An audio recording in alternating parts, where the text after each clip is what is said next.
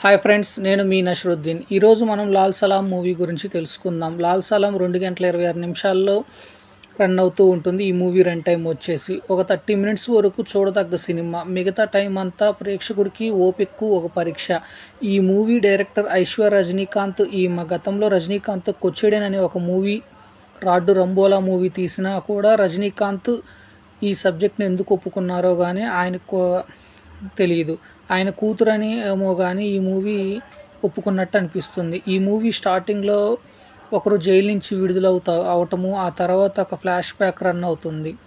అవటం వరకు కొంచెం ఇంట్రెస్టింగ్గా ఉంటుంది. ఆ తర్వాత రజనీ ఇంట్రడక్షన్ సీన్, అది కూడా ఒక 30 మినిట్స్ తర్వాత ఉంటుంది. రజనీ ఎపిసోడ్ వరకు చూడవచ్చు కానీ మిగతా సన్నివేశాలు పెద్ద పరీక్ష. ఇక మ్యూజిక్ గురించి అయితే పెద్దగా చెప్పనవసరం లేదు. మరి ఏఆర్ రెహమాన్ ఎందుకు తెలుగులో ఇలాంటి మ్యూజిక్ ఇస్తాడో మరి మనకు తెలియదు కానీ మ్యూజిక్ అయితే చాలా వరస్ట్ అని చెప్పాలి. ఇకపోతే డైరెక్టర్ గారి పనితీరు, ఈమె ఏ స్టోరీ తీస్తుందో, ఏ సీన్ టు సీన్ తీస్తుందో కూడా తెలియకుండా ఆమె కన్ఫ్యూజ్ అయ్యి సినిమా మొత్తాన్ని కన్ఫ్యూజ్ చేసింది. ఇక అలా పోతే రజనీకాంత్ వాయిస్, ఈయనకి రజనీకాంత్ వాయిస్ ఓవర్ ఇచ్చింది సాయి కుమార్, అసలు ఏం సెట్ అవ్వలేదని చెప్పాలి. ఇకపోతే లాల్ సలాం స్టోరీ వచ్చేసి ఎలా ఉందంటే, ఇది 1990 కాలంలో నడిచే కథ. ఇది హిందూ ముస్లిం ఐకమత్యంగా సోదరభావంతో మెలిగే ఊరు కశ్మూరు. అక్కడి నుంచి ముంబై వెళ్ళి గొప్ప వ్యాపారవేత్తగా ఎదుగుతాడు రజనీకాంత్. తన కొడుకు విక్రాంత్ను క్రికెట్ చేయాలన్నది అతని కళ.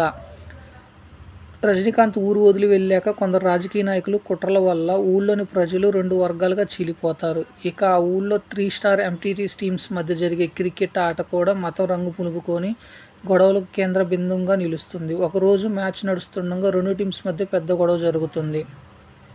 గొడవలో విక్రాంత్ గురువు చేయి నరికేస్తాడు. అలియాస్ గురునాథ్ అయిన ఇంతకీ గురువు మరెవరో కాదు, రజనీకాంత్ ప్రాణ స్నేహితుడే, తనయుడు. క్రికెట్లో జరిగిన ఆ గొడవ క్రమంగా మత కల్లోలాలుగా మారుతుంది. మరి ఆ తర్వాత ఏమైంది, అసలు క్రికెట్లో జరిగిన గొడవ కారణం ఏమిటి, రజనీకాంత్ కొడుకు చెయ్యి ఎవరు నరకటానికి గల కారణం ఏమిటి, తర్వాత రజనీకాంత్ ఏం చేశాడు, ఊళ్ళో జాతరకు ఈ కథకు ఉన్న సంబంధం ఏమిటి, ఊళ్ళోని మత కల్లోహాలు ఎలా సద్దుమణిగాయి అన్నది మిగతా స్టోరీ.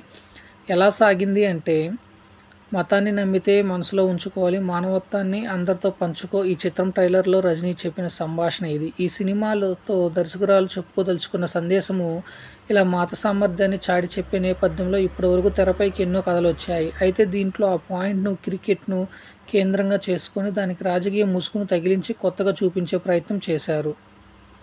ఓవరాల్గా చూసుకుంటే ఇటువంటి సబ్జెక్ట్తో ఇప్పటికే ఎన్నో స్టోరీస్తో సినిమాలు వచ్చాయి కానీ ఈ మూవీ తీయటంలో కొంత దర్శకురాలు కొంత తడబడ్డట్టు అనిపిస్తుంది.